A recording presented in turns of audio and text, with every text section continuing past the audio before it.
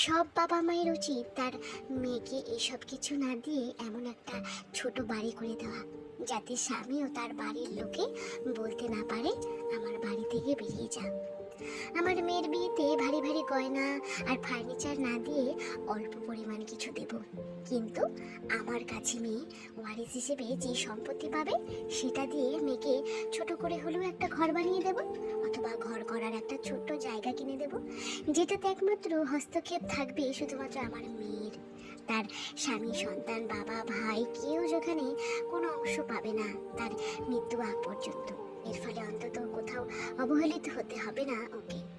আমার মেয়ে যেন অন্তত বাসা ভাড়া দিয়ে হলেও মান্থলি একটা ইনকাম করতে পারে, আর বাবার বাড়িতে, ভাইয়ের সংসারে বা স্বামীর বাড়িতে অথবা নিজের ছেলের সংসারে অশান্তিতে থাকলে অন্তত আমার মেয়ে দিন শেষে এটা ভেবে স্বস্তির নিঃশ্বাস ফেলতে পারবে যে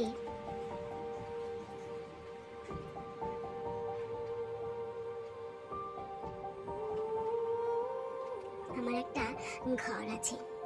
সেই ঘরটাতে গিয়ে মাঝে মাঝে আমার মেয়ে আনন্দে চোখের জল ফেলবে, মন চাইলে বেলা গড়িয়ে ঘুম থেকে উঠবে, দেরিতে খাবে, কোনো কথা শোনানোর অধিকার কারো থাকবে না। জীবনে মেয়েরা একটা সময় একটা ঘরের খুব অভাব বোধ করে, একটা